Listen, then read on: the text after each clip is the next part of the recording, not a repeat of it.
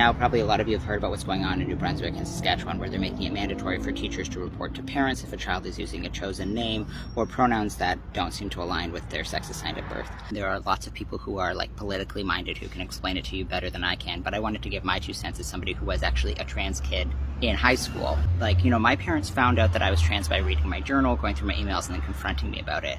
And they told me that what I was doing was a lie, that it wasn't real, and if I continued to do it, there would be serious consequences.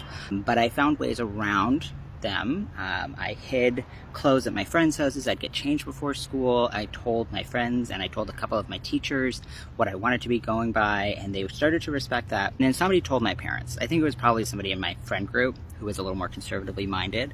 My parents contacted the school and said if any of the teachers or staff supported my gender identity, they would sue the school. That freaked out the school quite a bit, and the principal called me into the office, told me what my parents had said, and said from now on, I wouldn't be allowed to do that. He made all the teachers and staff follow that rule. But there were teachers who took that and ran with it and used it as a way to bully me. And then there were teachers who found ways around that rule and found ways to support me. They did things like using only my last name, or avoiding pronouns when talking for me, letting me audition for a boy role in the musical, like a little background character so I wouldn't get too much attention, letting me sing tenor in the choir, even though I definitely did not have the range for it.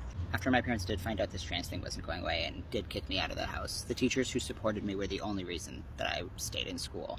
Those little things made me keep showing up every day, made me get to the end of my high school, and now I'm doing a PhD in gender studies and literature. I just want to say that there will be teachers who take this new legislation and use it as a way to come down even harder on queer, trans, gender nonconforming students, and there will be teachers who find ways around this law. And those are the teachers who will help keep trans kids alive and help us stay in the education system.